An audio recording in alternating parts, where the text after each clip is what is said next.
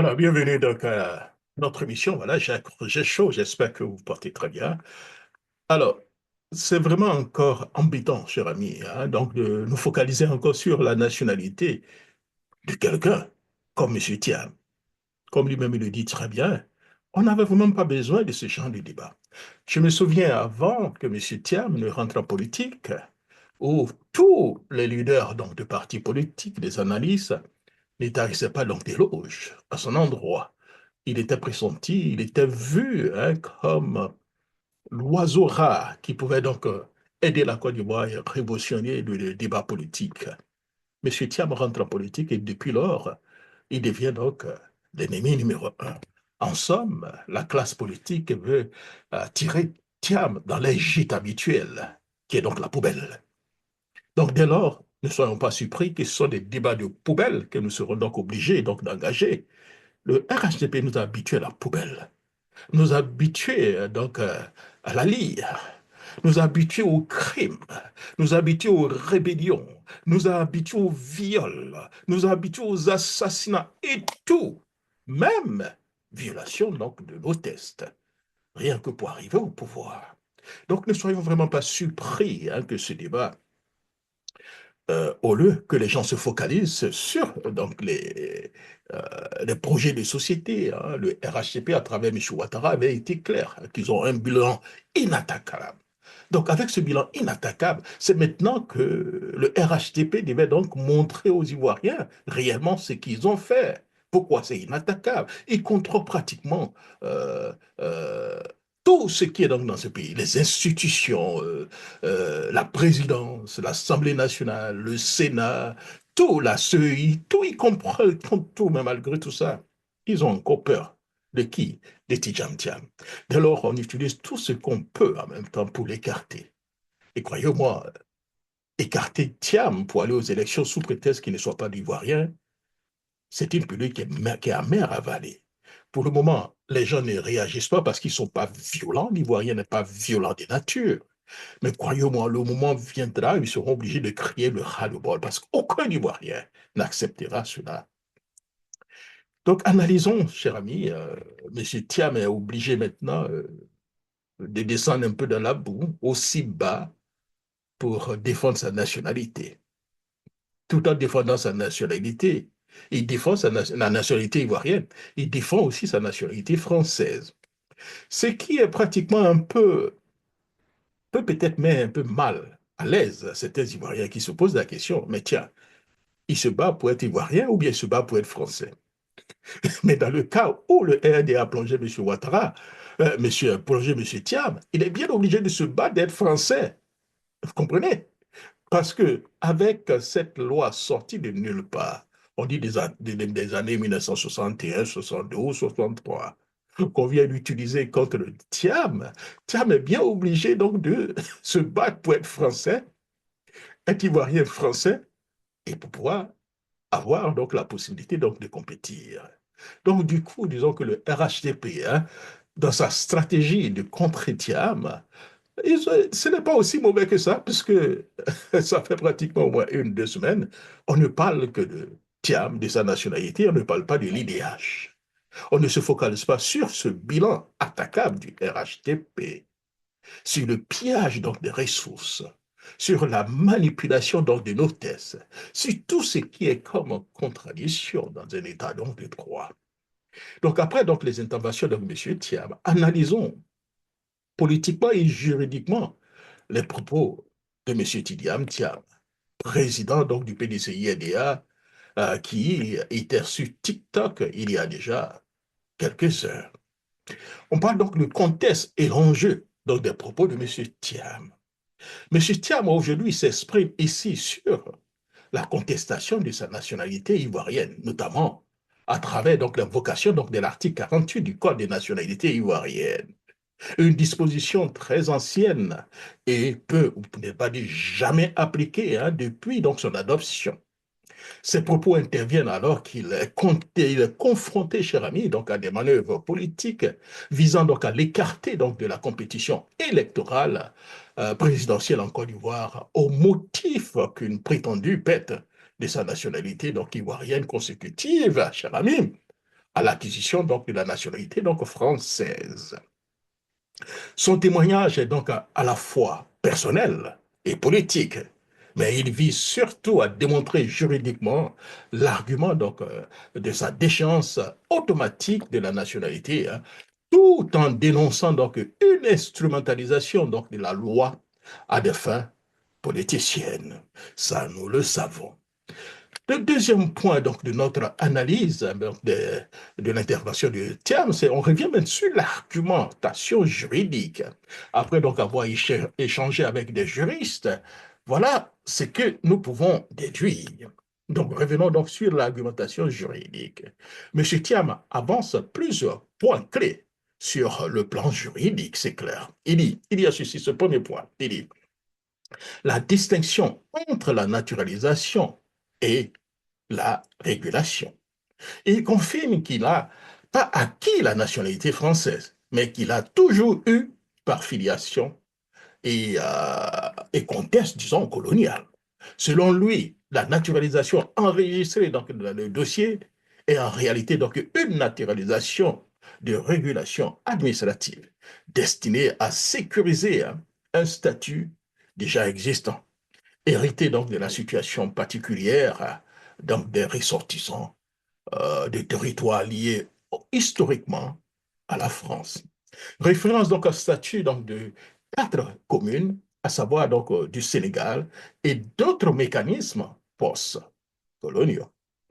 Cela conduit donc à invalider donc l'application de l'article 48 qui, selon lui, selon donc le test, cible ceux qui acquièrent volontairement une autre nationalité, et non ceux dont la nationalité, j'allais dire, précède donc d'une situation juridique antérieure ou ambiguë. En somme, M. Thiam soutient qu'on ne peut pas perdre donc, une nationalité qu'on n'a jamais cessé d'avoir, ni acquérir ce qu'on possède donc déjà. Un deuxième point de son argumentation, c'est donc l'inapplication, selon lui, historique de l'article 48. Il insiste sur le fait que cet article est donc une disposition obsolète, jamais appliquée depuis 61 ans, et dérivée donc d'un droit français abrogé en 1973. Et il en tire l'idée que cette loi est contraire aux évolutions contemporaines du droit de la nationalité, y compris en France, où, si vous voulez, donc la perte automatique de la nationalité a été donc, je lui dirais, supprimée. Il invoque donc un principe fondamental de protection du statut donc, de nationalité, affirmant que celle-ci est un droit fondamental et inaliénable, et qu'une perte automatique, sans volonté expresse, viole donc les standards internationaux.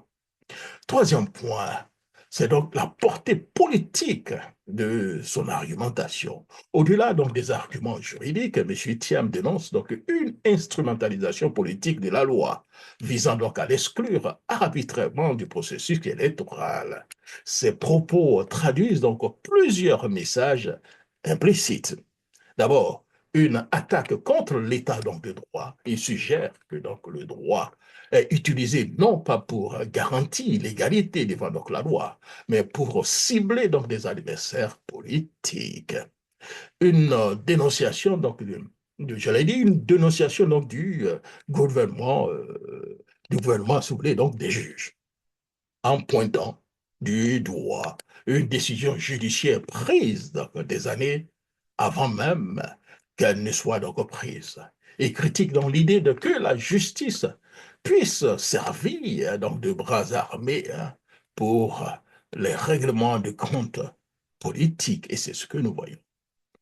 En somme, donc, une mise en cause de l'hypocrisie donc des élites politiques, en rappelant que même au moment donc, de son dépôt donc, de candidature et donc de ses précédentes fonctions, personne n'a soulevé ce débat sur sa nationalité et dénonce donc l'opportunisme de cette attaque tardive.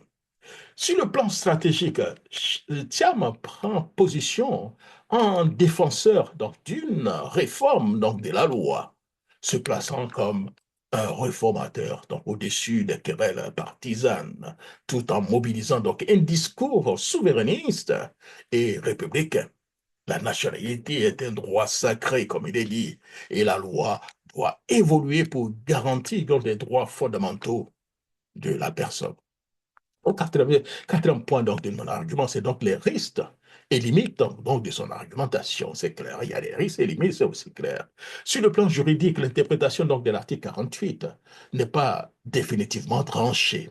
Si Thiam soutient qu'il n'a pas acquis donc, la nationalité française, le texte donc, de loi de la Côte d'Ivoire pourrait être interprété plus largement donc, par des juristes conservateurs ou politisés.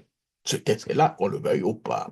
Sur le plan politique, donc la taxe sur la nationalité est une arme symbolique redoutable, car elle joue sur l'ivoirité, sur donc la méfiance envers donc les élites étrangères et sur donc des émotions identitaires héritées donc de la crise de 1999-2010. Ses adversaires pourraient donc exploiter donc ces sentiments pour le marginaliser, même son argumentation est juridiquement, même si son argumentation est juridiquement solide. Alors, en conclusion, cher ami, un discours doté de France et donc de projet républicain. Les propos donc, de Thiam traduisent donc un effort donc, de rétablir sa légitimité électorale par le droit, mais aussi par l'histoire et la morale politique. Il cherche donc à retourner donc l'accusation en dénonçant les failles du système ivoirien, tout en affirmant donc un projet réformiste et souverainiste. Son argument donc, se situe à la croisée donc, de trois combats juridiques contre l'application abusive donc, de la loi de l'article 48, politique contre l'exclusion électorale et idéologique pour une réforme donc, du droit de la nationalité et un renforcement donc, de l'État, donc de droit. Alors, c'est donc un discours, cher ami, hein, donc de résistance, mais aussi une stratégie d'incarner donc une alternative modernisatrice, cher ami, et en se plaçant comme une victime d'un système injuste, mais déterminé à tout changer. Alors, cher ami, alors, après avoir donc analysé donc, le discours de M. Thiam, voilà ce que nous pouvons dire, cher ami. En 2025, on se pose la question en 2025, un Ivoirien vaut moins qu'un étranger en Côte d'Ivoire? Après avoir écouté, tous nous savons que M. Thiam est Ivoirien, né Ivoirien. Il a été présenté donc, dans déjà les années 1982-84 comme le premier Ivoirien. Tout le monde était fier. Étant crédit suisse, on dit le franco-ivoirien. Et aujourd'hui, parce qu'il est candidat, M. Ouattara pense, parce qu'il faut le dire, en écoutant M. Cissé Bakongo, le procureur de la République, le président de la Cour constitutionnelle, le juge, le ministre même de la Justice, c'est bien M. Ouattara. Quand M. Ouattara décide, tout le monde s'exécute. Nous avons bien écouté M. Cissé Bakongo. Je ne fais que répéter ce que M. Cissé Bakongo a dit. Il dit que c'est M. Ouattara qui a donné l'autorisation pour qu'on puisse attribuer un certificat de nationalité à M. Thiam parce qu'il n'avait aucun papier. Et que M. Ouattara ne savait pas qu'il n'était pas né français. Vous comprenez? Ce qui veut dire que la justice n'a fait qu'obéir à M. Ouattara, mais la justice n'a pas eu le droit, comme d'habitude d'ailleurs. Donc la question que nous nous posons en 2025, un Ivoirien vaut moins qu'un étranger en Côte d'Ivoire, on a l'impression que l'étranger, la cause de l'étranger est beaucoup plus prise en compte que la cause des Ivoiriens. Oui, on peut le dire cette question. L'histoire est cruelle, ironique, tragique. En 2025, un Ivoirien en Côte d'Ivoire a moins de droits qu'un étranger en Côte d'Ivoire. Could you believe it? That's what's going on here in Ivory Coast. Regardez bien, écoutez bien. Ce ne sont pas donc les étrangers qui sont alors, on peut lui dire, est-ce qu'il n'y avait pas aussi une complicité tassée donc, des Ivoiriens? Parce qu'on peut se poser la question. Ce ne sont pas forcément des étrangers qui sont venus donc imposer donc, cette injustice, cher ami. Non, ce ne sont pas donc les magistrats ivoiriens qui ont... je dis, ce sont donc des magistrats ivoiriens qui ont décidé donc de laisser en liberté les commet tous les fraudeurs sur la nationalité ivoirienne. Cet homme qui défie ouvertement donc la justice et les lois de la République. Ce sont donc des gendarmes et des politiciens ivoiriens, pourtant assermentés pour protéger les citoyens et la Constitution, qui ferment donc les yeux, qui détournent le regard, qui baissent donc la tête, qui baissent parfois, permettez-moi l'expression, la culotte, devant donc les étrangers, devant donc des billets de banque, et privent l'Ivoirien de ses droits. Ce sont aussi donc des autorités ivoiriennes complices, silencieuses, lâches, qui laissent donc cet homme narguer donc la République, marcher donc sur les droits, cracher sur donc ses institutions. Et pourtant, ces mêmes magistrats, ces mêmes autorités n'ont eu aucune difficulté donc à accorder donc la nationalité ivoirienne à des assassins notoires, à des dictateurs sanguinaires, parce que donc le pouvoir a des passe-droits, ses compromissions, ses arrangements. Et c'est bien ce que nous voyons. En 2010, ce sont donc les Ivoiriens, oui, les Ivoiriens eux-mêmes, issus donc des partis politiques légitimes, qui se sont alliés donc à des bandes d'armées, à des barbares, à des mercenaires, à des tueurs, à des violents, à des voleurs, juste pour avoir donc leur part donc des gâteaux, leur place à la table donc du pouvoir.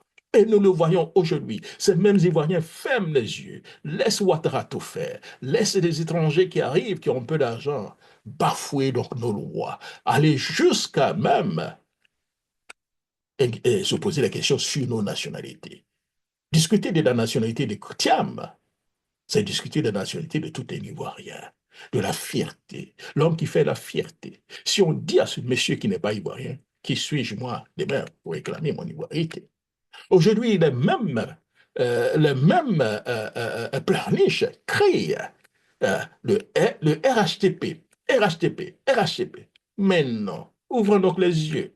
Le problème, ce n'est pas forcément le RHTP. Le problème, ce sont donc les Ivoiriens eux-mêmes. Les Ivoiriens qui parfois ne sont pas aussi patriotes, qui peuvent vendre leur pays pour rien. Ils peuvent donc donner donc leur nom pour qu'un étranger puisse aller avoir donc des papiers pour 10 000 francs, 15 000 francs, 20 000 francs. Oh, honte. Oui, cher ami, ce sont les Ivoiriens. Ce sont les Ivoiriens à la pensée courte, à l'esprit étroit, égoïste jusqu'à la moelle, incapables donc de voir plus loin que donc leur ventre. Aucune vision d'avenir, aucune idée donc de la nation, aucune idée donc de sacrifice. La politique ivoirienne, le slogan Donnez-moi donc ma part, une place donc au gouvernement pour m'enrichir. C'est bien cela. Aller à la mangeoire. Je n'ai pas eu quand même le gros gâteau. C'est un gâteau que tout le monde va se partager. Et M. Ouattara comprend bien cela. Et les étrangers qui sont autour de m'asseoir, M. Ouattara comprennent cela. Ils donnent une part à Pierre, une part à Paul, et ils profitent pour s'installer. Ils profitent donc pour installer donc les non-ivoiriens de façon donc à avoir donc le dessus. C'est bien ce que nous assistons aujourd'hui.